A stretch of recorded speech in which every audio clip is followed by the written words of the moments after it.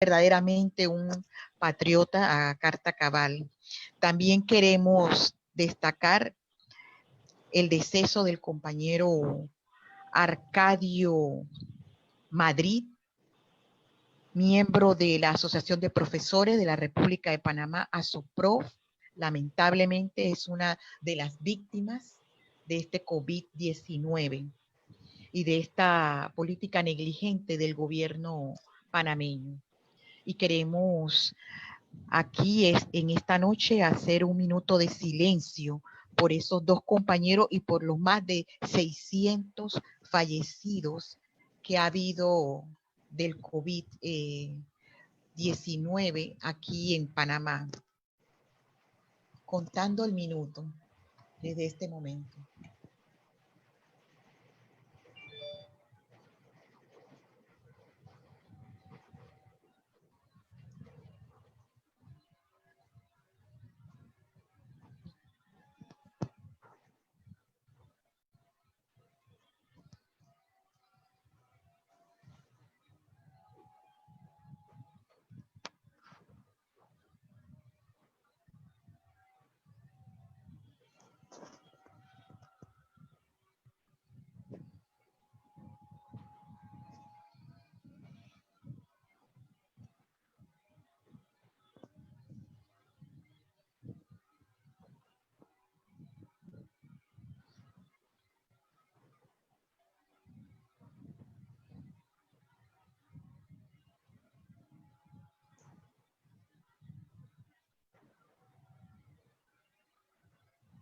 Bueno, ya concluimos con este recordatorio en memoria de los compañeros destacados, a lo mejor en algún programa de inteligencia colectiva o en otros programas que el movimiento popular desarrolle a lo largo de este mes. Nos acordaremos mejor, daremos mejores detalles de lo que ha sido la lucha de estos compañeros en cada uno en los momentos, en cada uno de los momentos y en sus respectivas organizaciones.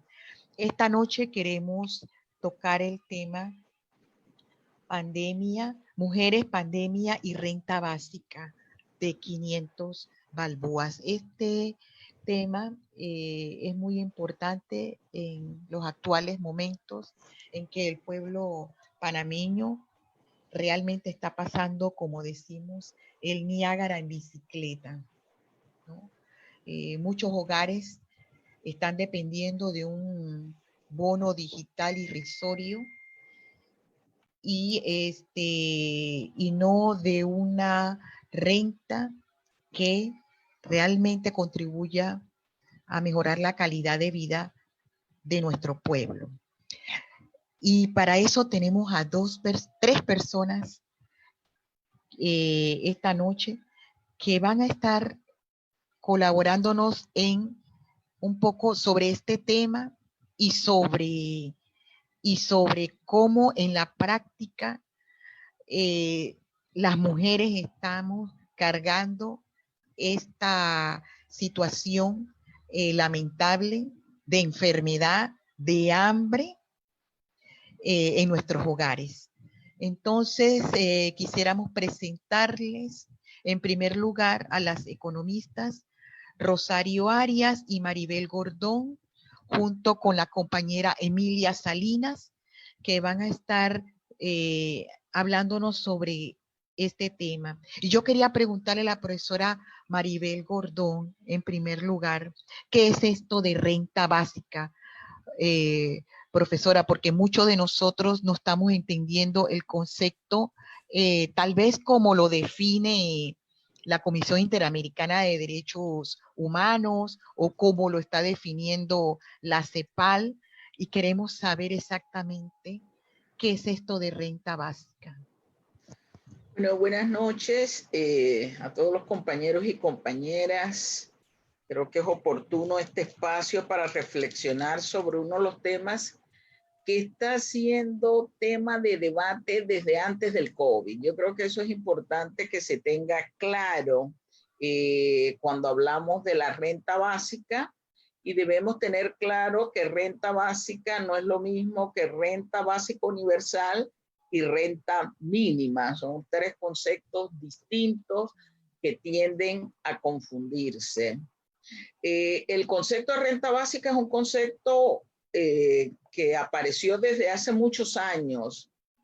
Por ejemplo, puedo decir que en 1516, en el libro Utopía, se planteó por primera vez una referencia al concepto de renta básica. El autor es Tomás Moro, en 1516. Pero hay todo un debate porque no solamente en el transcurso del devenir se ha señalado este planteamiento y lo han hecho incluso pensadores de la corriente neoliberal.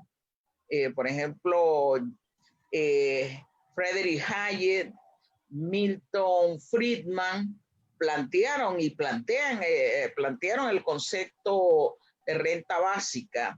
Vamos a referirnos a ese concepto señalando lo siguiente. Cuando hablamos de renta básica, lo primero es que no es un concepto de moda. Yo creo que eso es importante que se tenga presente.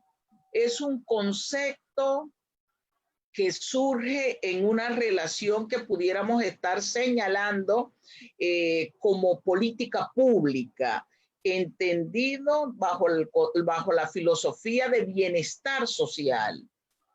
Algunos hacen una referencia muy marcada que cuando hablamos de renta básica estamos hablando precisamente de derechos. Y el debate hoy día está si queremos ampliar el derecho, incorporar, dicen, bajo este sistema un nuevo derecho, si eso es posible. Y es uno de los planteamientos que hoy se discuten con fuerza. Si entendemos la renta básica como un derecho, entonces estamos hablando que la renta básica es el derecho que tiene la ciudadanía a percibir una cantidad monetaria pagada por el Estado de manera incondicional e independientemente del uso que se haga del mismo. Entonces, eso es renta básica y es un concepto que hoy con la pandemia, con el COVID, donde hay miles de personas que han quedado desprovistas de recursos, se regresa, se plantea con fuerza. Pero en Europa era un debate que estaba antes del COVID. Y hay varias experiencias de lo que ha sido la aplicación de renta básica universal y de renta mínima. Yo quiero señalar lo siguiente. Uno, que la renta básica, entendida como un nuevo derecho, está planteada bajo el artículo 125 de la Declaración Universal de los Derechos Humanos, que dice que toda persona tiene derecho a un nivel de vida adecuado que le asegure la salud, el bienestar y en especial la alimentación. Ese es el planteo de fondo que está detrás. Pero dentro de esa valoración, nosotros nos encontramos los planteamientos de la OIT, que en medio de la pandemia han señalado lo siguiente: el 50% de la fuerza laboral mundial está en peligro inmediato e inminente por causa del COVID de ver destruidos sus medios de vida. Y es aquí donde nuevamente en el marco de COVID-19 adquiere relevancia el concepto de renta básica. Esta primera participación no puedo obviarla sin decir también que hay todo un debate sobre ello. Y cuando se plantea el debate, ¿a qué nos estamos refiriendo? Nos estamos refiriendo a un conjunto de interrogantes que están de por medio. La primera interrogante, podemos plantearnos un nuevo derecho como la renta básica en un sistema como el actual. Lo segundo, ¿Está preparada la sociedad para aceptar la renta básica? Lo tercero, ¿es el actual estado de bienestar suficiente? Y aquí toda la lógica de la discusión sobre la seguridad social, que es más que pensiones, es más que el acceso a ciertas condiciones de salud. La otra interrogante, ¿tendremos en el futuro un trabajo remunerado que nos permita una vida digna?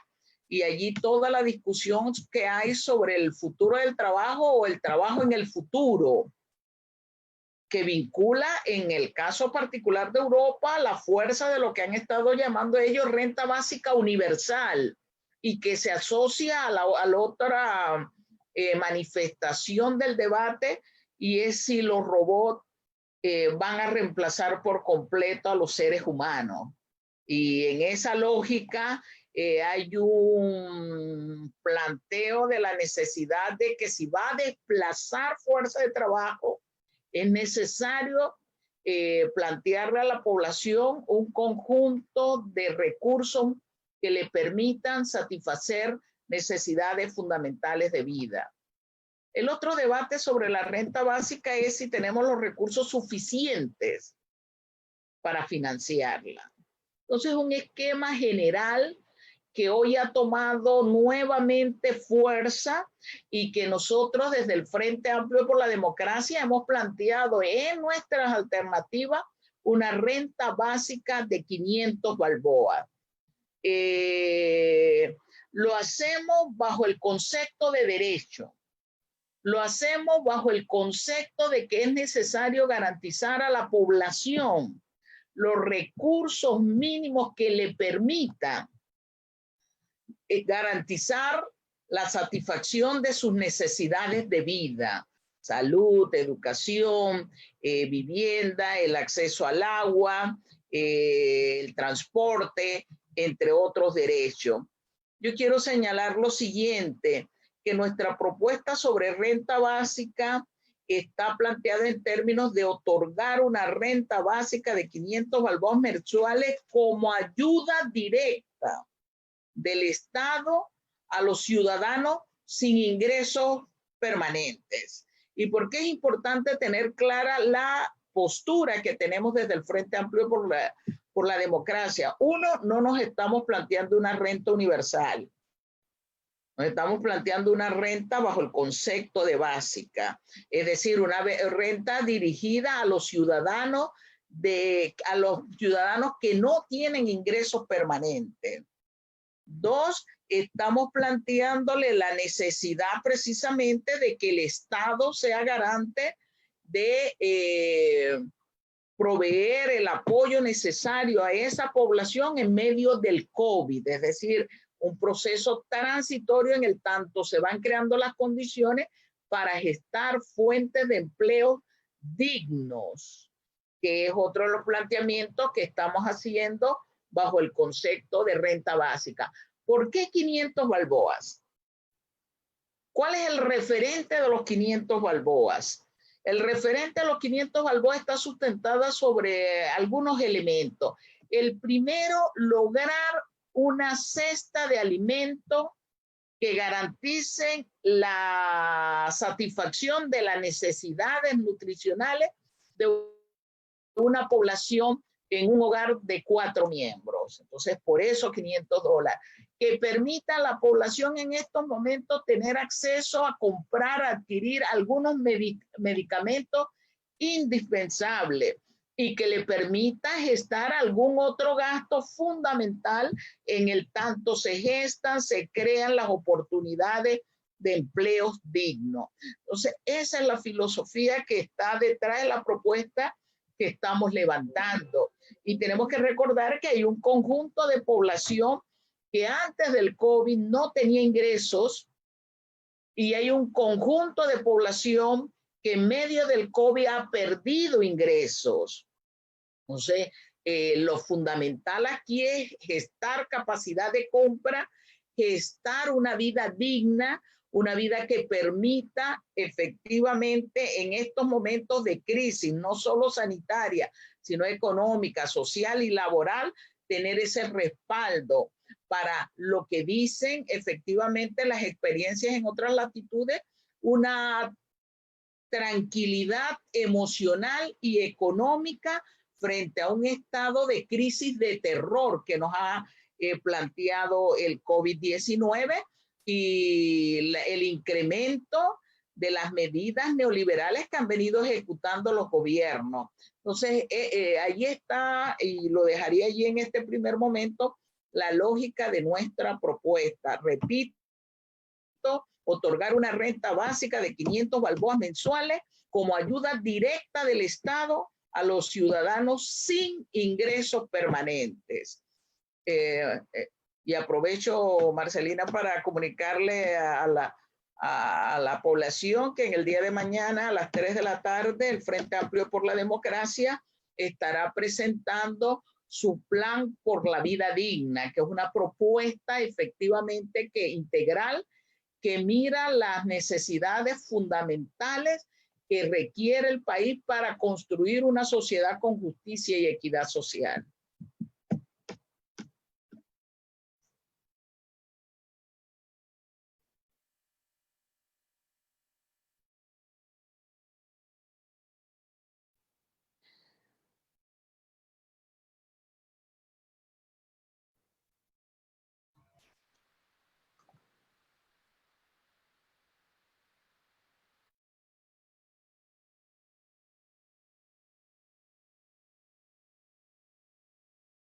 Parece que tenía silenciado el micrófono. Sí, muchas gracias por aclarar estos conceptos, porque en muchos países se habla de renta básica. En Colombia se está legislando, en México se está legislando, pero en el caso del Perú, la gente está pidiendo, o el movimiento popular está pidiendo, un bono universal, ¿no? Y eso porque la situación allá, en ese caso, en ese país, venía en deterioro con el tema, por ejemplo, de los empleos. Ahí el número de desempleados y de también trabajadores informales es muy grande. Quería con la profesora Rosario Arias tratar un poco sobre este tema viéndolo desde la perspectiva de las mujeres, porque justamente en los hogares panameños vamos a encontrar que no en todos los hogares el hombre y la mujer trabajan, a veces es uno y otro, y a veces los dos, hay hogares que en este caso trabajan los dos, pero están con contrato suspendido. Entonces, profesora, ¿cómo es que esta renta básica que se está exigiendo, y yo como parte también del movimiento popular, me sumo a esa demanda, porque es una demanda urgente por la situación en que estamos viendo? ¿Cómo usted cree desde la perspectiva de las mujeres, cómo se puede compaginar esto desde la perspectiva de las mujeres?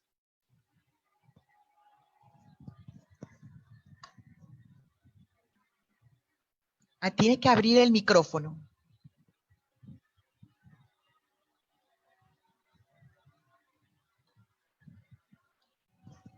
Ahora sí. Buenas noches, Marcelina. Buenas noches. Los que nos miran y los que nos escuchan.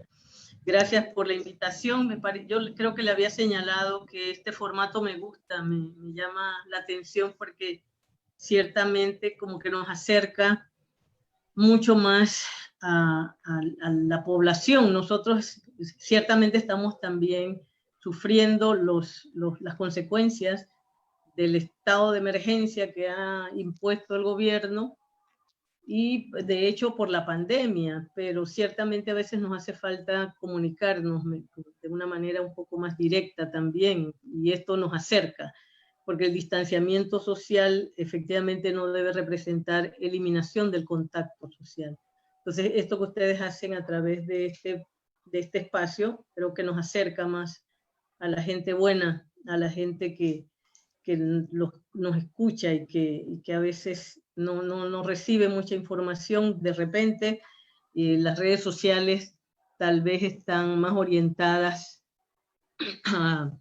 a muchas cosas y demasiadas cosas, diríamos, que hay también en las redes sociales. Pero a propósito de lo que nos pregunta, creo que es importante resaltar algo que ya ustedes han comentado en otras ocasiones, y es que la crisis que estamos viviendo no es nueva en términos de que antes de que comenzara la crisis provocada por la llegada del coronavirus o del COVID-19, ya en Panamá se estaban sintiendo los efectos de una desaceleración del crecimiento, de un aumento desde el punto de vista de los gastos del gobierno, aumento del déficit fiscal, una reducción significativa también ya se veía mirando en los indicadores macroeconómicos de lo que son los ingresos públicos o los ingresos del gobierno central principalmente, una deuda pública que nos asfixia, que pareciera que no, pero ciertamente nos está sacando demasiados recursos de los que pagan todos, independientemente de que se trabaje o no, una deuda pública que ya sobrepasa los 30.000 millones de balboas. Esto es arriesgado lo que está haciendo el gobierno y sigue endeudándonos, porque con la deuda no solamente se endeuda un gobierno, sino que se endeudan generaciones, las presentes y las futuras, quién sabe por cuántos años. Así que la contracción del crecimiento de la economía era evidente en todos los sectores, desde antes del año pasado inclusive. Algo que nos llama la atención y que se estaba viviendo también dentro de esa contracción era precisamente el aumento del desempleo. Ya venía el desempleo. Para el último año se estaba calculando en 7.1% de la población económicamente activa, es decir, más de 150.000 personas, cerca de 175.000 personas ya estaban afectadas por lo que nosotros denominamos el desempleo directo, desempleo abierto. Por otro lado, hay una gran cantidad de personas en Panamá que antes de la coyuntura que estamos viviendo ahora, se han dedicado a obtener sus ingresos de lo que puedan, lo que denominamos ocupaciones informales, de tal manera que antes de esto ya se estaba calculando que la informalidad estaba siendo desarrollada por más de 716.000 personas. Y la mayoría de estos denominados informales se ubican en las provincias de Panamá y de Panamá Oeste, de acuerdo con datos del 2019. Estas ocupaciones informales en un 55% eran desarrolladas por hombres y un 45%, casi la mitad de las actividades informales, las desarrolladas por mujeres.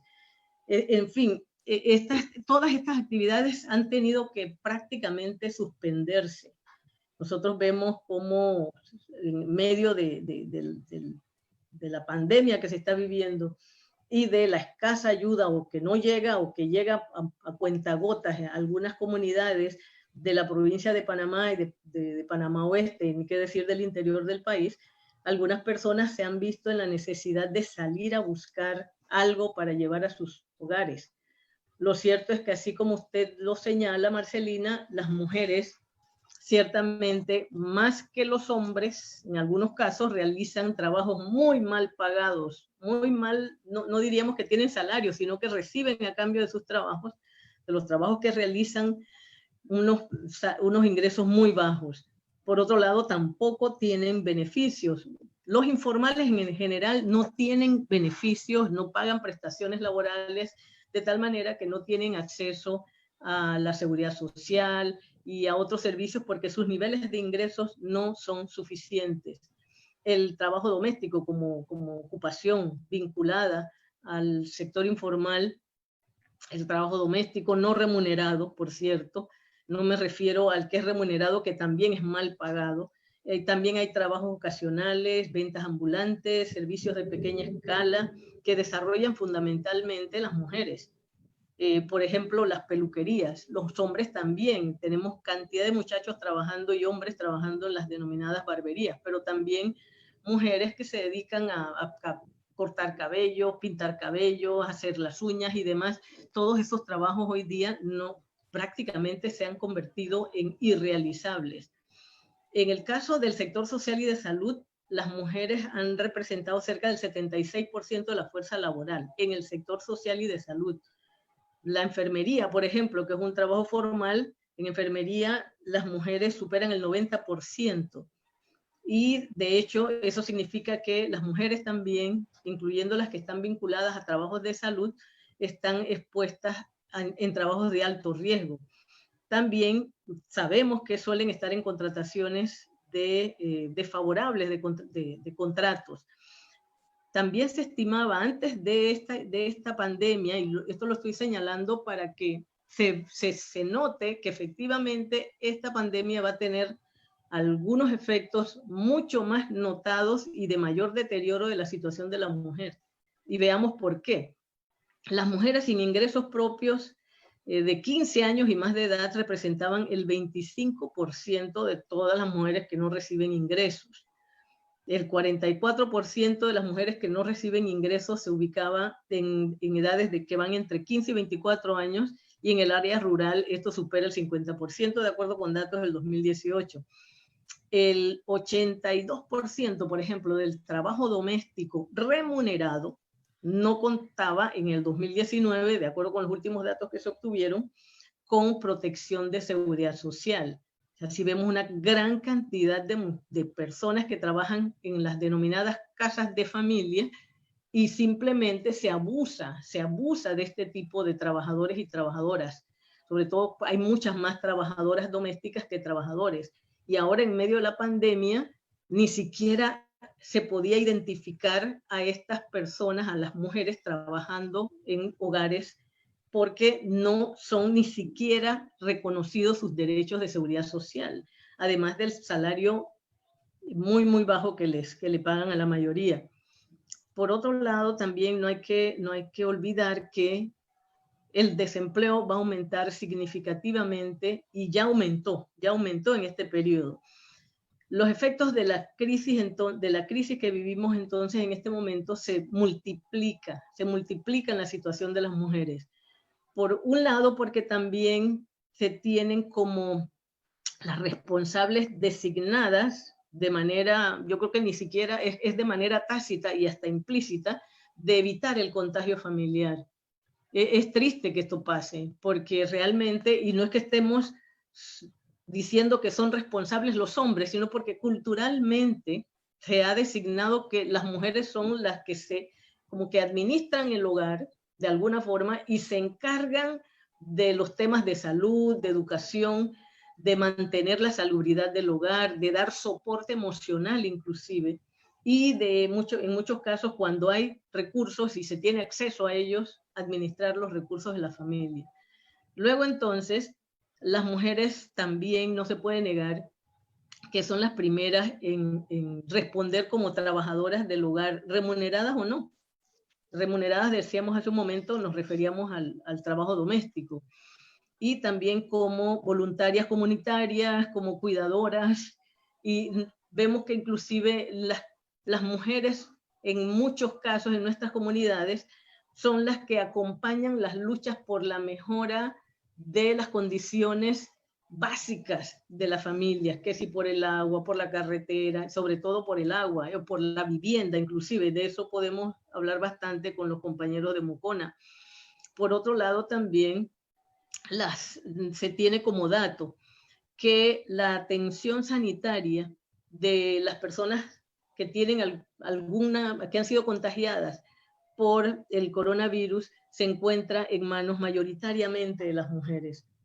Es el personal sanitario de mayor riesgo, ciertamente, que corre el peligro de ser infectado, y de hecho está siendo también de esa manera. Se está registrando muchos contagios a nivel de los hospitales, pero también no solamente a nivel profesional, también en los hogares las mujeres son principalmente las cuidadoras de la familia. Yo no digo que sea en la totalidad, porque no es que esté reclamándole a los hombres que no lo hacen, sino que no se puede negar el hecho que las que más cuidan, o las que pareciera que se les asigna esa responsabilidad, es a las mujeres.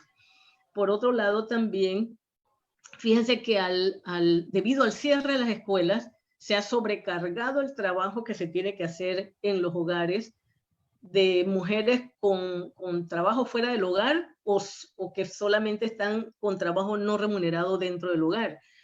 porque de alguna manera, con esto que estamos viendo, los datos que son tan tristes acerca de cómo nuestros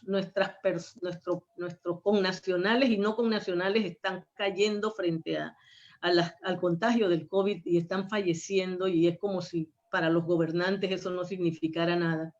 Efectivamente, eso nos produce mucho dolor, yo sé que sí, y bueno, las mujeres que están en sus casas y que estamos en las casas, estamos con terror, tratando de cuidar que esto no se propague más, se los aseguro, que las mujeres, pero sin ingresos, ¿cómo se va a hacer? Lo cierto es que las mujeres enfrentan, decíamos, un aumento del trabajo de cuidado por el cierre de las escuelas, porque los hospitales, las clínicas y demás están saturados y ya no aceptan casi más personas, así como el incremento de necesidades de algunas personas denominadas adultos mayores. Por otro lado, también, como esto se ha dado, las mujeres han tenido que asumir la carga educativa. Algunos hombres también lo hacen, pero principalmente las mamás. Si estando en términos, en situaciones de no pandemia, eso ocurría, imagínense ahora. Así que también las clases virtuales cuando llegan, implican una sobrecarga de trabajo para las casas. Además de lo que significa si alguna mujer que mantiene todavía algún trabajo y le han pedido que se lo lleve para su casa en la modalidad de teletrabajo, que no se tienen cifras acerca de cuántas mujeres, cuántos hombres, ni en cantidades, no se sabe cuántas personas están asumiendo la modalidad de teletrabajo. También esto implica una pérdida de privacidad en los hogares. ¿En qué espacios se tienen y qué técnicas, como lo que estábamos viendo hace un momento, se tienen para poder desarrollar ese tipo de trabajos desde la casa? Un espacio que no es ni pagado por la empresa, que a veces exigen que las personas tengan su equipo en casa, sus conexiones y demás, pero además implica lo que había señalado hace un momento, pérdida de privacidad. Y también implica costos en el mantenimiento del hogar, la luz, el espacio, en fin, las condiciones laborales no son iguales en las casas. Entonces, si no se tienen, algunos hacen el esfuerzo. Eso lo hemos notado. Por otro lado, creo que el director o el secretario general de la ONU señalaba algo que me parece que tiene mucho sentido, y es que el trabajo doméstico de las mujeres está subsidiando tanto los servicios públicos como los privados. Eso es interesante, porque de alguna manera esto está pasando y simplemente se sigue recargando el trabajo que realizan las mujeres en sus casas y no se reconoce nada ni se va a reconocer. Por eso lo que se está planteando la renta básica tiene mucho sentido, no solamente para las mujeres, sino para todas las personas que no reciben ingresos en este país. Recordando también que este país es uno de los más desiguales del mundo y de América Latina, que tiene niveles de pobreza que los últimos datos que se calcularon por allá por el 2018, yo dudo que el año pasado hayan hecho algún estudio, señalaba que cerca de 777,000 personas más o menos vivían en condiciones de pobreza, 777,000. Pero un estudio de 1 o 2 años previo a eso señalaba que había una gran vulnerabilidad en la población, es decir, que había una cantidad que llegaba casi a 1.5 millones de personas que podían caer en pobreza. Es decir, que había riesgo, y si la situación previa al COVID era tan alarmante ya, imagínense con esto que tenemos, cuántas personas efectivamente no estarán engrosando estos números, añadiéndose a estos números de pobreza y pobreza extrema. Y por supuesto que la situación de las mujeres en medio de esta agudización de la pobreza, de esta precariedad que se está viviendo, se va a dar de manera mucho más alarmante. Por eso entonces insistimos, es necesario garantizar un ingreso a las familias de tal manera que no se afecte a la sociedad en su conjunto, porque apoyando a las familias con una renta básica como se está proponiendo, efectivamente se podría estar apoyando a las familias de tal manera que no caigan en niveles de pobreza que luego van a ser lamentables. Solamente basta recordar que más de 400.000 personas antes de la pandemia en este país vivían en condiciones lamentables y que eran afectadas por la desnutrición y la desnutrición crónica. Por otro lado, se estima que se van a perder una gran cantidad, ya se están perdiendo y se han perdido, además de los abusos de las empresas con respecto a los puestos de trabajo. En una gran cantidad de casos sabemos que algunos miembros del hogar se dedican a actividades informales, y este confinamiento debido a la pandemia ha impedido a muchos, como señalábamos, realizar las labores de sobrevivencia. El bono de 80 que dice que iban a aumentar a 100, que no llega, sinceramente la forma como están, dice que distribuyéndolo, no parece ser buscar que efectivamente apoye a la población que más lo necesita. Al 27 de junio, por ejemplo, se registraban 261.000 contratos de trabajo suspendidos de 17.000 empresas que habían registrado ese proceso en el Ministerio de Trabajo, porque hay una gran cantidad de errores y de empresas también que no han registrado la suspensión de los contratos de trabajo de algunos trabajadores y trabajadoras. Luego se ha señalado que para el 15 de junio, se estaban reactivando algunos contratos, pero imagínense, de todos los contratos que habían sido suspendidos, solamente el 12% eran los que habían sido reactivados. La mayoría de ellos eran contratos suspendidos de hombres, y solo mucho menos del 35% aproximadamente, menos del 40%, era de contratos de mujeres. Por cierto, entonces, las condiciones de vida, las estrategias de supervivencia de las familias son realmente mucho más difíciles en este momento. Antes de las condiciones de vulnerabilidad y de pobreza que se vivían antes de la pandemia, estas condiciones se van a más que duplicar. Ciertamente también se señala que las mujeres sufren el impacto del encierro y las cuarentenas. A nosotras nos gusta dar una vueltita a veces. Yo realmente, como tenemos tantas cosas que hacer y el terror que han también infundido los medios de comunicación y el mismo gobierno, obliga a que muchos, los que pueden, se queden encerrados.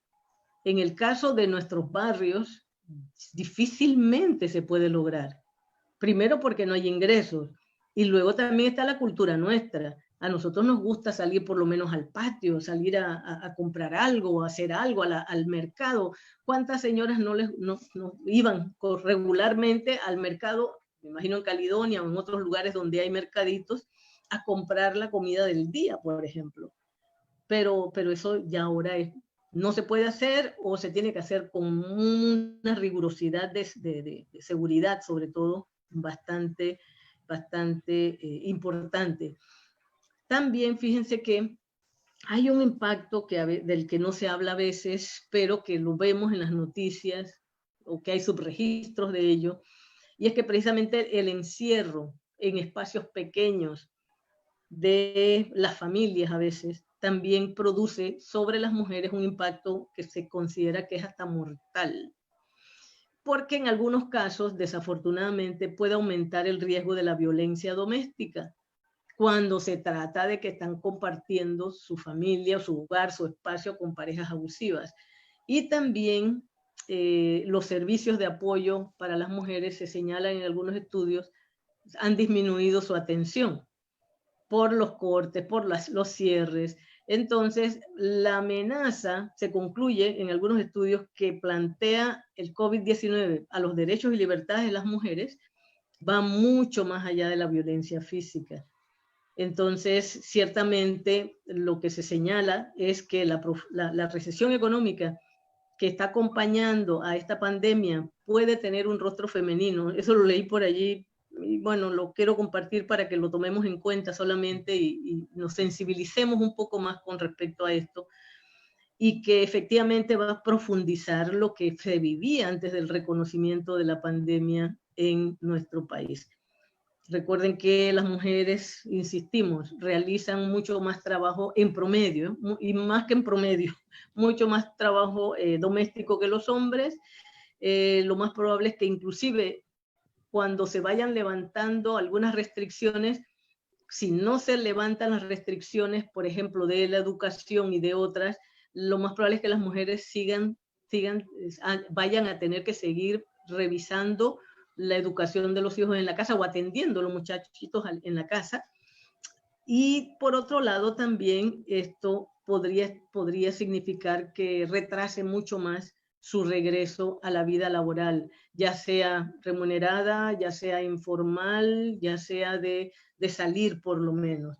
Así que efectivamente estos serían algunos de los, diríamos, elementos que nos permiten identificar que las mujeres podrían estar siendo relativamente más afectadas por los estragos que está produciendo el COVID, y de tal manera que también estaríamos completamente de acuerdo con que el gobierno tiene que asumir la responsabilidad que le corresponde, apoyando a todos los sectores más necesitados de esta población, entre los que las mujeres siguen siendo vulnerables.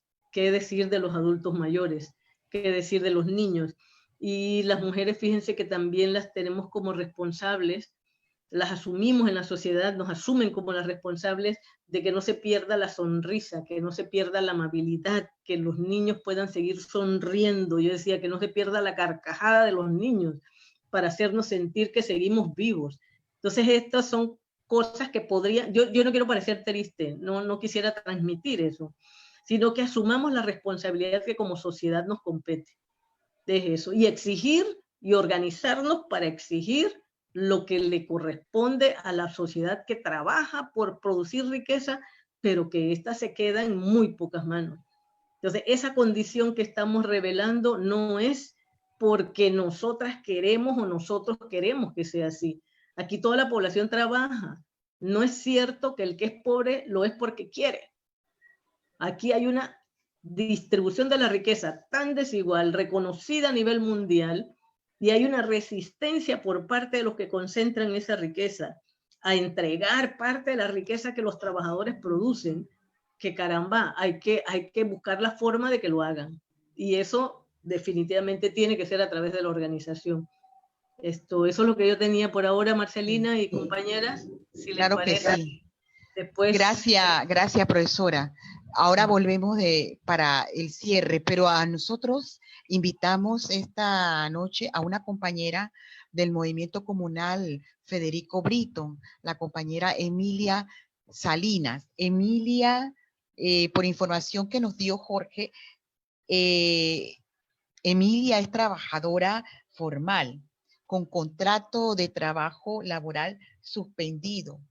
Y queremos un poco ver esa situación muy particular de Emilia, que nos cuente esa experiencia en su casa y también alrededor de su comunidad, cómo otras mujeres como ella también están pasando la misma situación que nos está pintando la profesora Rosario Arias, ¿no? Pero ya en carne viva. Emilia, ¿puede abrir el micrófono?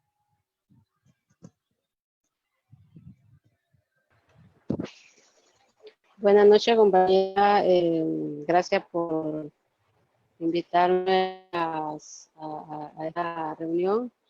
Bueno, es una situación muy difícil que se está viviendo, porque eso, como dijo la profesora Rosario,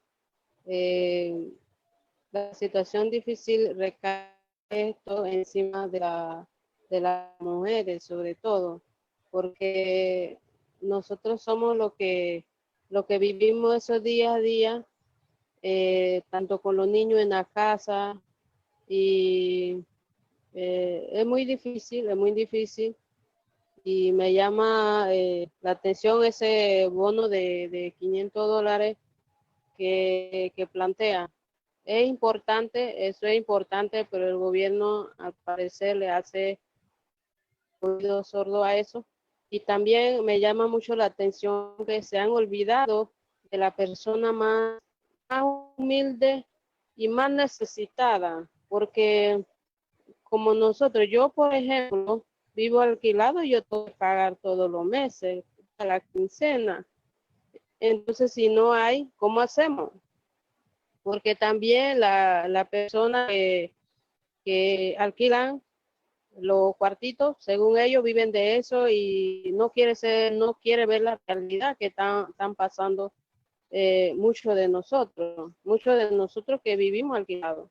Entonces, y hay muchos que ya lo han desalojado del alquiler y entonces ya, ¿cómo hacemos para no contagiarnos? Porque tenemos que buscar la manera de dónde refugiarse, los niños y qué comer, pues. Entonces, todo eso yo siento de que se han olvidado de esa zona, porque dan bonos de $80, pero imagínense ustedes que la familia, 2 familias adultos, 3, 4 niños, eso no alcanza para nada. Entonces, en realidad es una situación, pero bien difícil. Ya se estaban viendo, ahora se nota enormemente y se han olvidado realmente de esa persona. Y eso ni siquiera lo menciona, se habla de la ley moratoria de la luz, de agua, de otro tipo de cosas, pero se han olvidado realmente de esa gente. Entonces la preocupación es cómo van a recibir educación virtual si los que viven alquilados no cuenta con esa facilidad. Entonces se ve enormemente afectado educación de verdad de la familia que lucha realmente. Entonces, bueno, eso es lo que puedo aportar y en realidad hay mucha preocupación por esa parte, pues. Eso es lo poquito que puedo aportarle por ahora. Gracias, Emilia. La verdad que Emilia toca un aspecto importante que padecen muchas familias panameñas que viven alquiladas, que están amenazadas de desalojo, que de hecho las han desalojado de sus viviendas, han quedado en la intemperie. Otra razón más para exigir una renta básica. La profesora Gordón lanzó algunas preguntas. ¿Cómo ver esto de la renta básica como un derecho? ¿Cómo lo pueda aceptar la sociedad? ¿De verdad que a partir de la renta básica podemos, en un régimen de neoliberal, pensar en un estado de bienestar, profesora? Porque esas son cosas que a mí me preocupan por la forma en que el mismo presidente de la República ayer en su discurso habló muchas cuestiones interesantes e incluso al final habló de un nuevo pacto social, pero ¿con quién? ¿Por qué no se habla de un nuevo pacto fiscal? O sea, que las empresas paguen impuestos. No liberar a las empresas por 3 años de pago de impuestos como lo manifestó ayer, que no van a tributar. Entonces, ¿cómo se va a recuperar ese empleo y generar nuevo empleo con esta situación? En México, pues yo le decía al principio, están hablando de que esta renta básica forme parte de los derechos económicos sociales. Creo que eso es un buen planteamiento, porque ¿qué pasa? En ese país están transformando la situación que tienen en ese país. Están transformando la forma de hacer economía, incluso de hacer política. Pero, profesora Gordón, para este tema de la renta básica, ¿no será necesario que el gobierno tenga una base de datos de la gente que en realidad necesite esta renta básica, este dinero, y que este dinero llegue directo a la persona a través de ese mecanismo que ellos tienen, de la cédula digital, que es lo que debería ser? Pero lo que yo veo es más improvisación. Veo que ellos no tienen idea, como decía la profesora Rosario, de cuánta gente se le ha reactivado el contrato, cuánta gente falta por reactivación de sus contratos laborales, cuántas personas están en situación de pobreza y de pobreza extrema también. Profesora, acláreme todo esto, y para todos los compañeros y compañeras acá, sobre estas interrogantes que usted misma se hace, y que, bueno, a mí se me olvidó también decirle que si en realidad esta cantidad de plata que tiene a disposición el gobierno será suficiente para que esta medida se quede y forme parte de los derechos económicos y sociales de los panameños.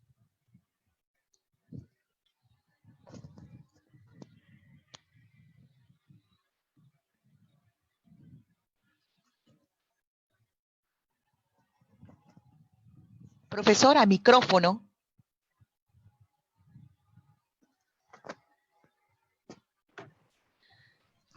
Decía que tenemos que distinguir entre la renta básica y la renta universal. Nosotros hemos segmentado un sector de la población que no tiene ingresos permanentes. Son los que deberían estar recibiendo renta básica.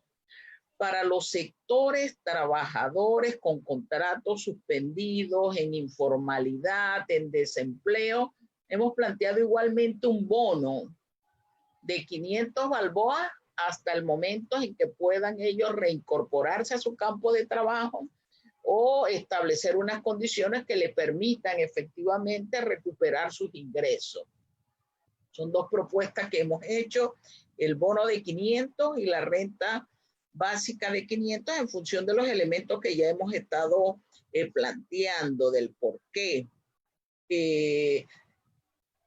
Yo creo que en esta crisis se ha demostrado lo que siempre hemos denunciado, y es la ineficacia de los gobiernos, a los cuales efectivamente no les ha interesado con el bienestar humano, sino que han antepuesto las ganancias de los sectores empresariales por encima de cualquier código en el quehacer social. Nosotros por eso estamos planteando la necesidad de construir un nuevo plan que coloque la vida digna como el centro del quehacer social. Para resolver en el plazo inmediato, por ejemplo, la necesidad de esta base de datos, yo creo que se pueden cruzar informaciones entre los registros que tiene el Tribunal Electoral, los registros que han salido precisamente de algunas connotaciones en torno a lo que permitió dar una serie de subsidios a la población, y a partir de allí efectivamente tener registrado con los controles necesarios los beneficiarios de esta renta básica.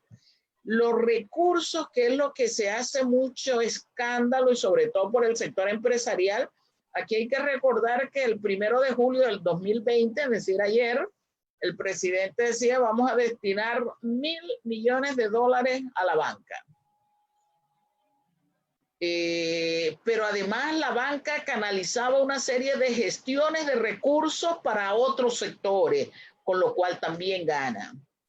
Aquí se ha hablado de rescate de las empresas, pero se ha dejado de lado, ignorado, excluido a los seres vivos, a la población. Y entonces, en función de eso, aquí no se puede reactivar ninguna economía si no hay la capacidad de garantizar la vida digna a la población. Nosotros por eso siempre hemos estado cuestionando este concepto de regresar a la normalidad.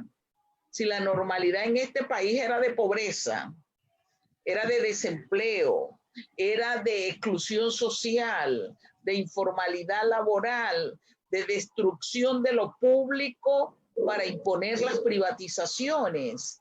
Entonces, frente a eso, nosotros señalamos que hay que construir un nuevo orden, un nuevo modelo, una nueva propuesta económica, que es a la que le estamos denominando un plan por la vida, que es el planteamiento del Frente Amplio por la Democracia. En ese marco, yo creo que las condiciones Panamá la tiene. Hay que recordar que antes de la pandemia Panamá era el país que más crecía en América Latina, pero ocupaba el segundo lugar de América Latina con peor distribución del ingreso y el sexto país con peor distribución de la riqueza a nivel mundial. Es decir, los recursos aquí se han canalizado, incluyendo el endeudamiento, para favorecer a un grupo minoritario que en medio de la crisis sigue recibiendo transferencias, que no las cuestionan, pero cuestionan cuando la transferencia, cuando el subsidio se le da a las familias. Aquí estamos hablando de las mujeres antes del COVID. La tasa de desempleo femenina era superior al promedio nacional, 8.2% de desempleo. Es más, el 58% de las mujeres que trabajan perciben, el 58% de la población que recibe salario mínimo es mujer. Es decir, la brecha es profunda entre salario que perciben las mujeres y costo de vida. Profunda la brecha. Y en ese sentido, también tenemos que recordar que el 30% de las jefaturas de hogar en este país son mujeres. Son mujeres.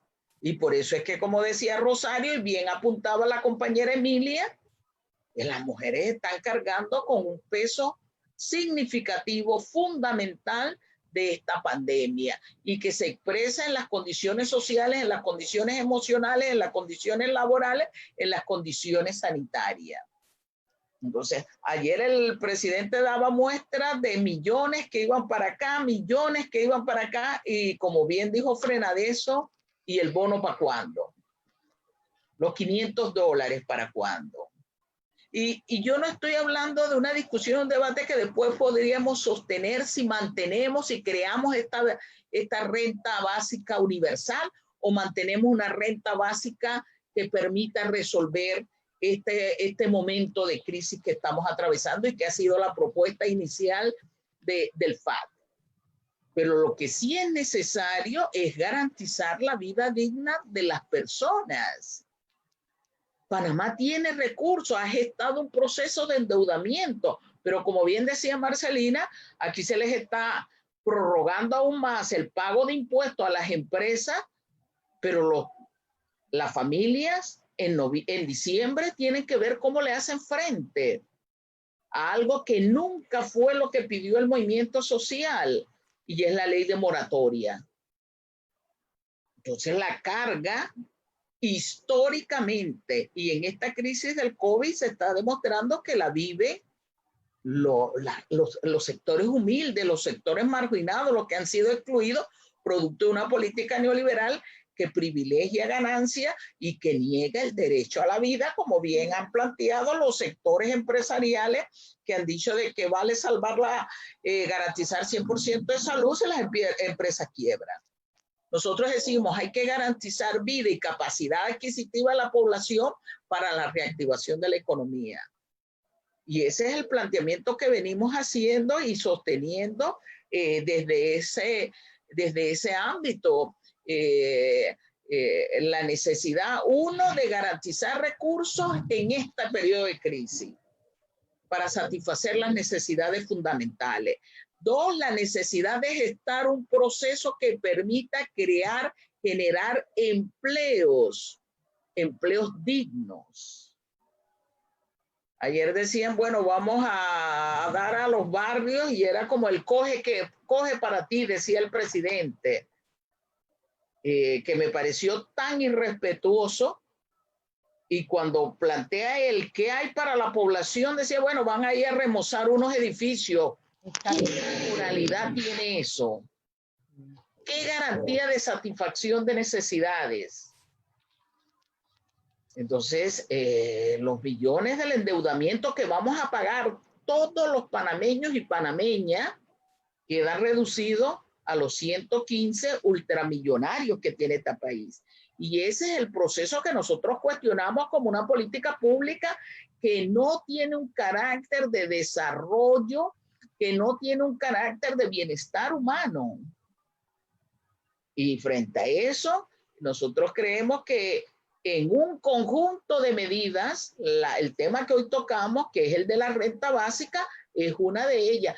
Y es una medida que no solamente se discute en Panamá, es una medida que ya se ha aplicado en otros países, incluso en países desarrollados. Porque precisamente una de las condiciones que ha llevado a la renta básica es la concentración de la riqueza en el mundo, que hace que mientras más riqueza haya, también crece significativamente la pobreza y la pobreza extrema. Y por eso la necesidad de un reordenamiento en este quehacer económico y social. Planteamiento en ese sentido, y obviamente en el tema que nos ocupa también de las mujeres, bueno, las mujeres hemos venido siendo excluidas, marginadas, discriminadas, violentadas con triples cargas de jornadas de trabajo que hoy se ven sumamente intensificadas, producto de lo que bien planteaba Rosario en términos de lo que le ha correspondido en medio de esta crisis cargar a las mujeres. Bueno, ¿hay algún comentario o alguna pregunta que quieran hacer alguno de los participantes? Pueden usar el chat para escribirle a cualquiera de los participantes o a mí, o también se le puede habilitar el micrófono. De todas maneras, vamos a seguir adelante. Yo encontré, compañeras y compañeros, una frase muy interesante de Eduardo Galeano que dice: el sistema que no da de comer, tampoco da de amar. A muchos los condena al hambre de pan y a muchos más condena al hambre de abrazos. Yo creo que con eso un poquito ustedes pueden pensar, reflexionar sobre lo que nos está pasando realmente, que vivimos en un sistema que no privilegia la vida humana. Y ya lo hemos visto con el comportamiento de la pandemia, las improvisaciones que hay sobre el manejo de la gestión de salud. Y se puede imaginar, pues, en manos de quién estamos. Realmente que no les preocupa la vida humana. Pero las organizaciones de panameñas tienen que tomar la bandera de demandar precisamente derechos humanos, porque realmente los derechos que tienen que ver con lo social son derechos humanos. Eso es lo que está reclamando el pueblo panameño. Y ayer ustedes estuvieron en la marcha de las organizaciones populares en todo el país. Hubieron muestras de demanda y como si nada, los medios de comunicación reportaron una protesta afuera de la Asamblea Nacional, pero no dijeron para nada todas las manifestaciones que hubieron a nivel provincial. Y incluso todas las manifestaciones populares que han habido en los últimos 4 meses aquí en este país, reclamando justamente un bono aceptable para garantizar las condiciones de vida de la gente. A nosotros nos está preocupando en esta pandemia una cosa que decía Emilia, que es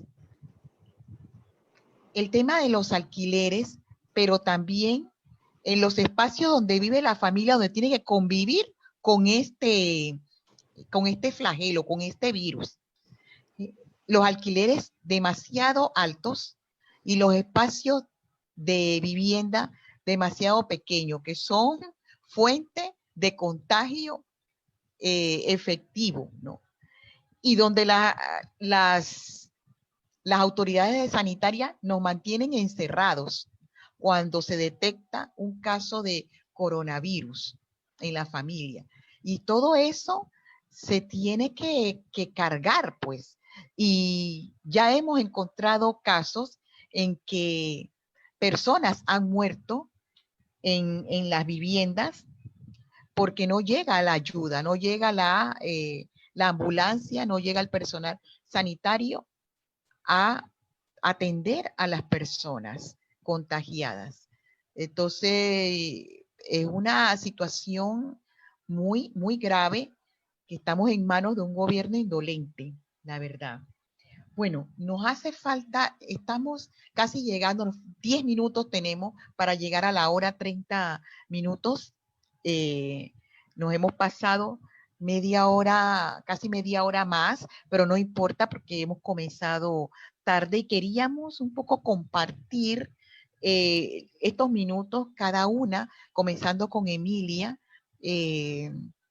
cuáles son las expectativas, las perspectivas que ella ve en el movimiento comunitario, justamente donde la mayoría de las mujeres son mujeres solas, las pobladoras, solas, también con peligro de ser desalojadas, con peligro de que sus hijos no cumplan, no puedan estar en las clases virtuales que comienzan ahora el 20 de julio, porque no tienen el equipo para acceder a esas clases, porque no tienen una vivienda digna, compañeras, y porque siempre están amenazadas con represión cuando salen a protestar por alimentos y medicina. Emilia.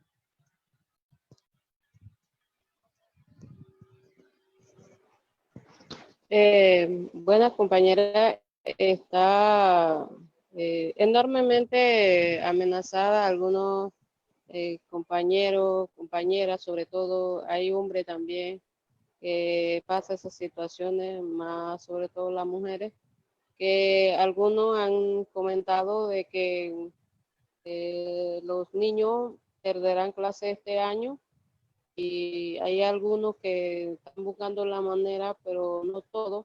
Entonces es una situación preocupante, pero el gobierno, el medio dice que todo está bien, todo está arreglado.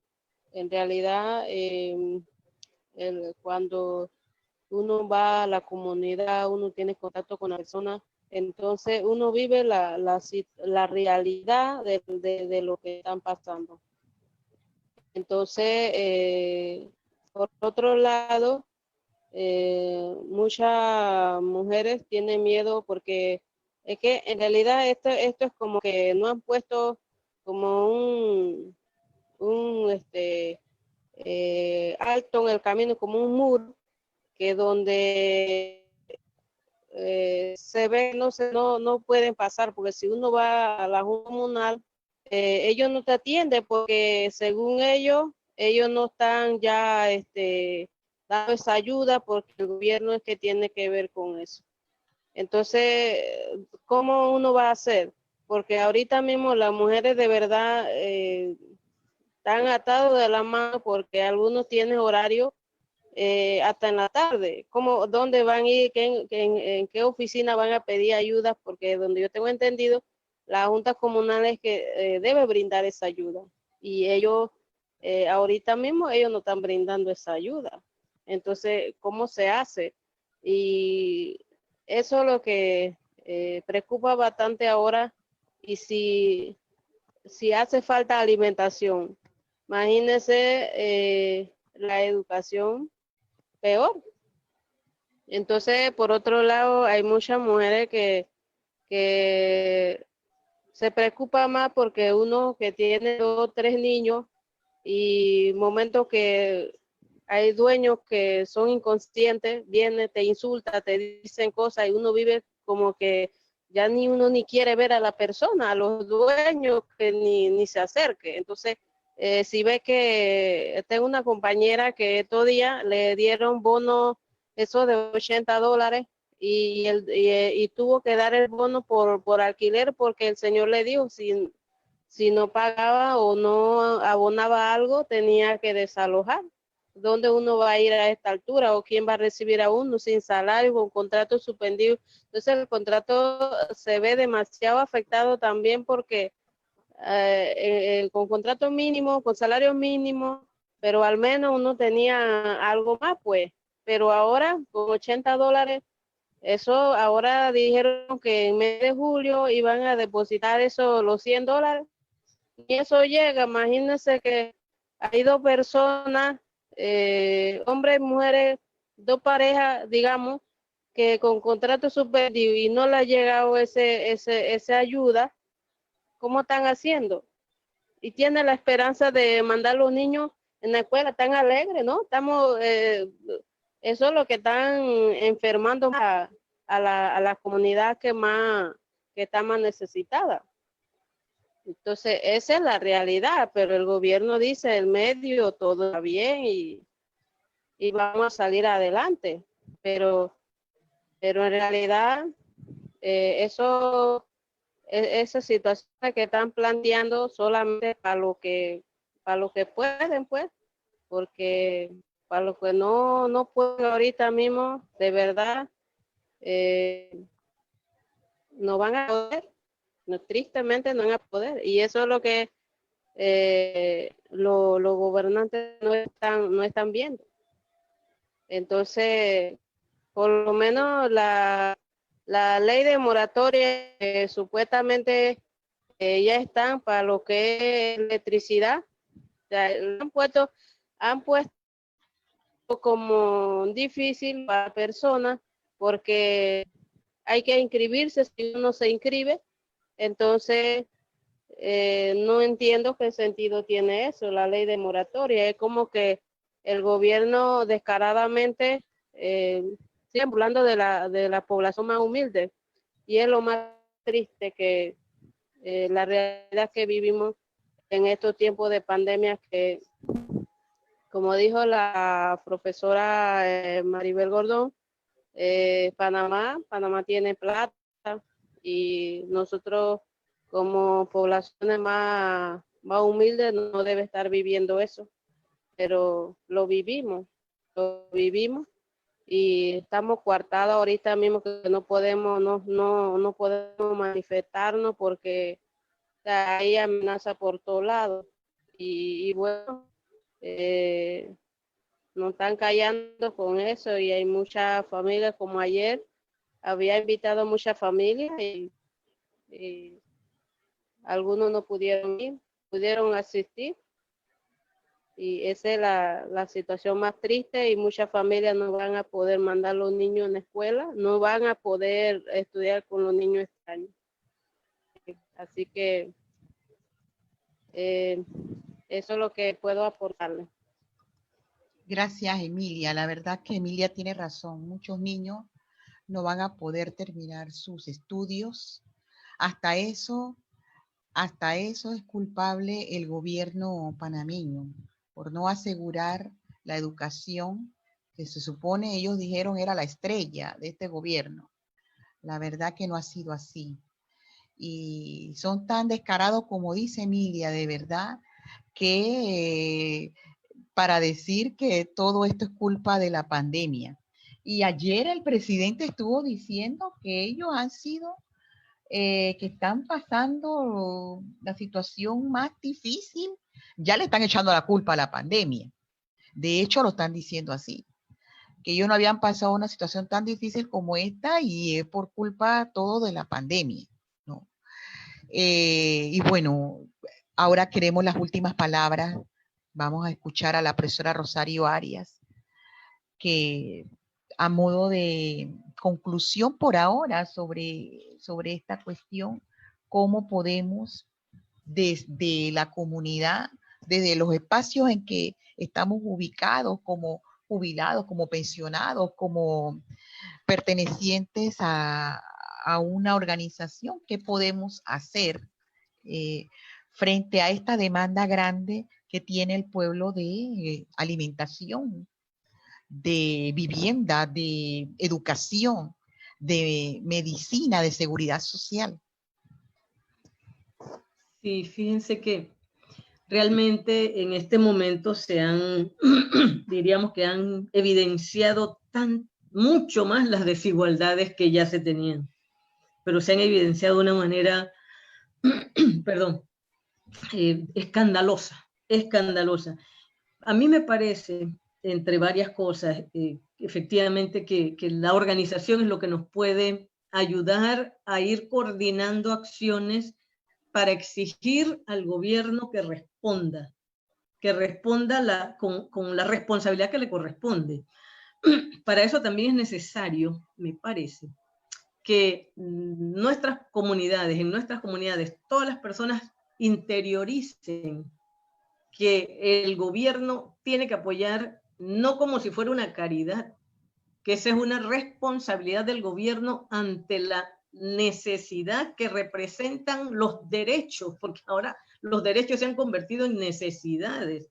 No es que se esté pidiendo limosnas, simplemente se está exigiendo que se cumpla con una responsabilidad ante la incapacidad demostrada por todos los gobiernos que conocemos desde la historia patria, desde que comenzó la historia patria, porque han permitido que pequeños grupos se vayan apropiando de toda la riqueza que se produce por todos los panameños. O sea, nosotros todos tenemos derecho a vivir bien. Aquí es posible vivir dignamente con toda la riqueza que se produce en el país, pero si nuestra gente no interioriza y se deja confundir y se deja llevar por esa idea de que el pobre es vago, de que el pobre es pobre porque quiere, entonces, y que esos subsidios o que esos apoyos los convierten, como dicen los gobernantes y los del sector empresarial, muchos, los pueden convertir en perezosos. O sea, cuando acá, ¿quién ha dicho que un campesino que recibe un subsidio en nuestro país no ha trabajado toda su vida y sigue trabajando? Y sigue trabajando pese a los subsidios. Entonces, es importante, repito, que se interiorice que el reclamo de la renta básica es un derecho a la vida. Definitivamente de eso se trata. Por otro lado, también me llama mucho la atención y me gusta que Emilia nos tenga confianza y nos describa la situación que nosotros percibimos a veces porque no vivimos allá en la comunidad, pero entendemos y tratamos de entender la situación integral, porque de eso se trata. La condición humana aquí está siendo afectada de una manera espantosa y sobre todo en las comunidades que más necesidades tienen. Alguien escribía entre los comentarios, los desalojos los cometen o los realizan en muchas oportunidades en nuestras comunidades personas que tampoco son de altos ingresos, viven tal vez del alquiler de un cuarto pequeño o de otra cosa. Y también hay una cantidad de migrantes en este país. Algunos se quedan, los extranjeros, algunos con papeles, dicen, y otros sin papeles, ninguno ilegal para mí, que estamos viendo que también comparten las necesidades de la población más necesitada de nuestro país en las comunidades. Se concentran en estas provincias, las provincias de Panamá y Panamá Oeste también, a pesar de que algunos se han movido al interior. Hoy veíamos, me dicen si me estoy pasando de tiempo, hoy veíamos una noticia o ayer sobre los nicaragüenses que hacían filas en la terminal tratando de moverse a su país y que por requisitos migratorios los tenían que devolver a los sitios donde ya no podían volver porque los desalojaron o porque ya habían pagado lo último que podían pagar por el alquiler. Entonces, esta pandemia no es solo local y lo sabemos, yo sé que ustedes lo saben, pero ciertamente los efectos que se tienen y se viven en las comunidades son desastrosos, y lo que vaya a seguir también. De allí que yo reitero, es necesario interiorizar que los recursos que pagamos todos, no es el gobierno, no son los ricos, somos todos, hasta los que no tienen ingresos, que pagamos impuestos. Con esos recursos se tiene que apoyar a la población que más lo necesita, tomando en cuenta también que eso que se le otorgue por derecho a la comunidad que más lo necesita, a la población que más lo necesita, se convierte en un estímulo para la producción. Inclusive es un estímulo para seguir, porque se compra. ¿De cuándo acá nuestras comunidades lo que ingresa lo ahorran? Por Dios, todo se tiene que consumir. Entonces eso va a convertirse también en un estímulo para la economía.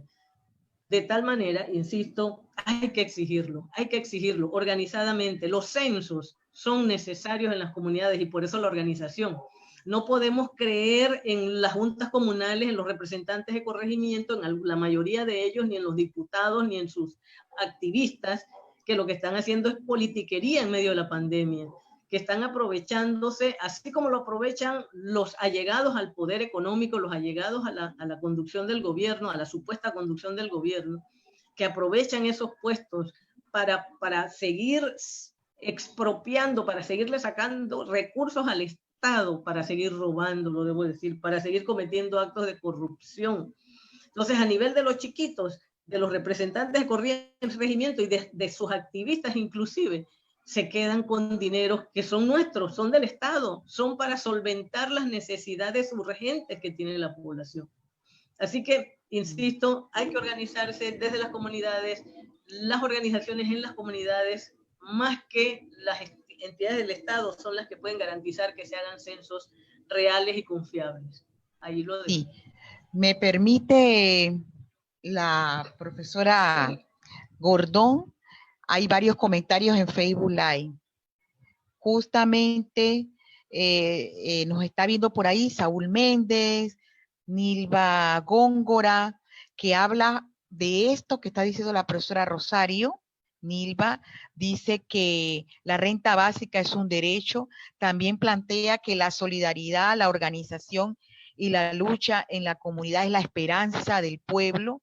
Galia nos habla de que este tema de los migrantes también, que los nicaragüenses quieren regresar a sus países, pero los requisitos sanitarios no le han permitido salir, están en situación de alta vulnerabilidad, y tengo que decir que Panamá y Costa Rica no están manejando la movilización de los inmigrantes sobre su territorio de una perspectiva de derechos humanos.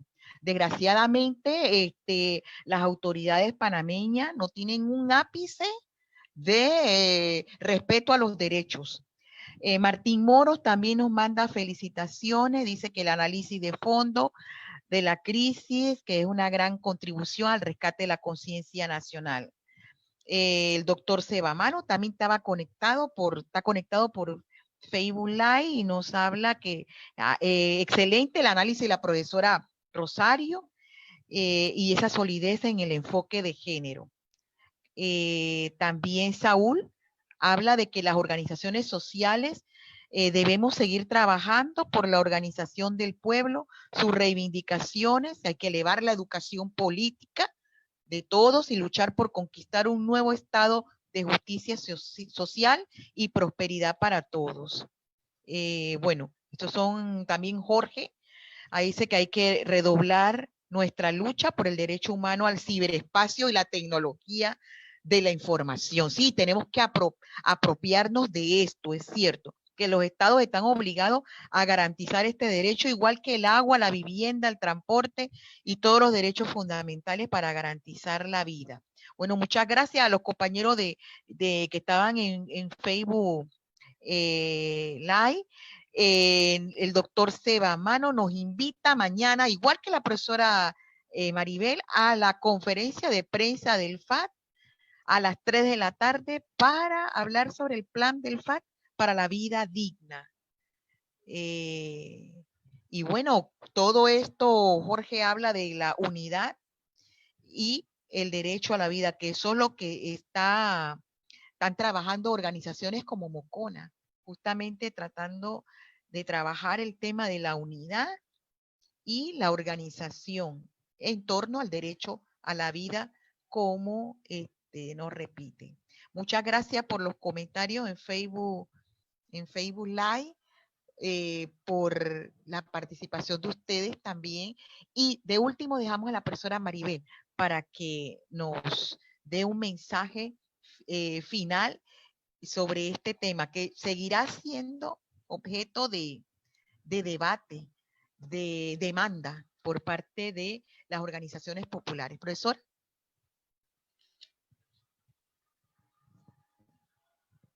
Y el micrófono.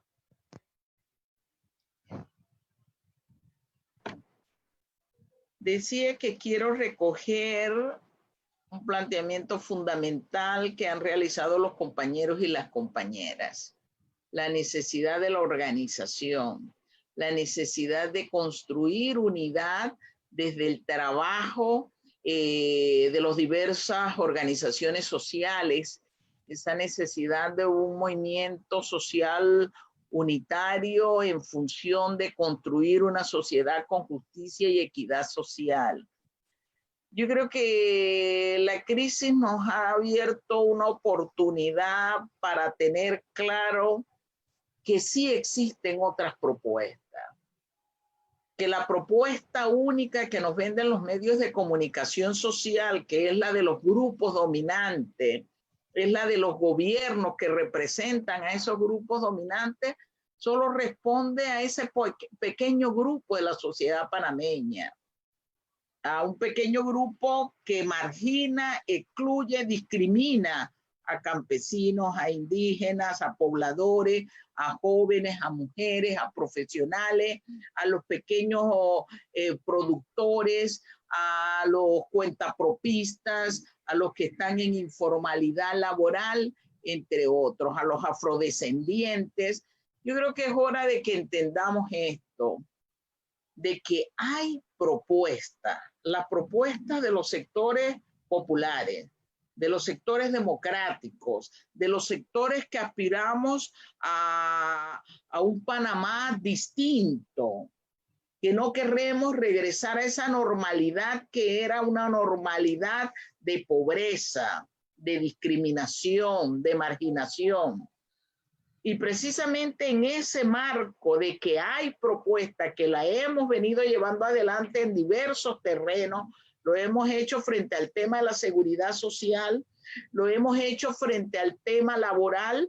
Creo que CONUSI presentó la propuesta más acabada en términos de que efectivamente demostró la capacidad de medidas concretas en el orden laboral en el marco de esta crisis que estamos viviendo y que obviamente es desconocida por esos grupos del poder económico, por esos sectores de gobierno y por esa partidocracia y los llamados pseudoindependientes que hacen juego efectivamente a un modelo que lo que busca es acumular y poner las ganancias por encima de la vida.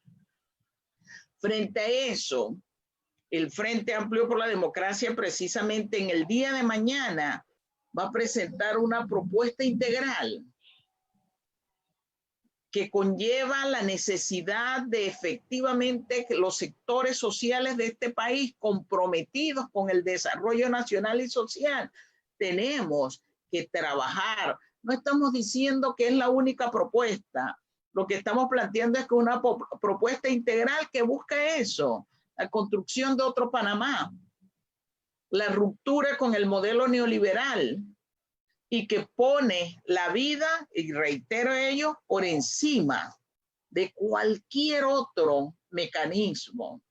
Y por eso nuestro plan se llama un plan por la vida digna. Lo vamos a estar presentando mañana.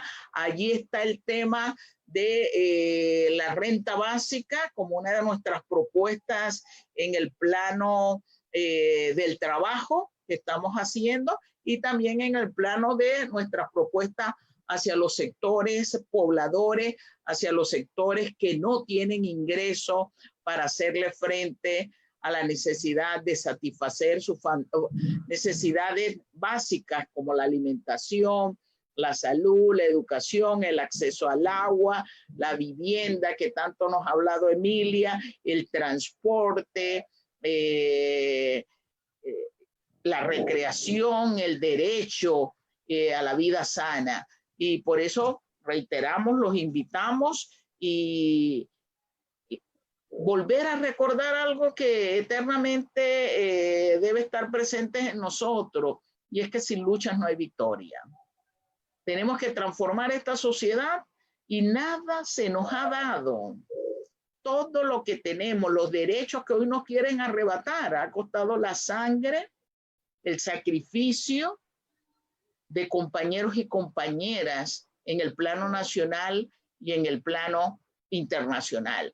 Yo no quiero cerrar sin antes hacer un reconocimiento a nuestro copartidario, que en el día de hoy efectivamente partió, pero que fue un ejemplo de lucha en el movimiento de los educadores, en el movimiento social, pero que además entendió que en la lucha hay que dar los saltos cualitativos, y se inscribió precisamente en el único instrumento político electoral que plantea una propuesta distinta, el Frente Amplio por la Democracia. Y un reconocimiento también al dirigente obrero de la marcha del hambre y la desesperación, toda una historia de lucha en pro de las reivindicaciones de la clase obrera panameña. Yo creo que estos son ejemplos que nos deben llevar a redoblar esfuerzos a la organización, a la concientización y a la búsqueda de la unidad.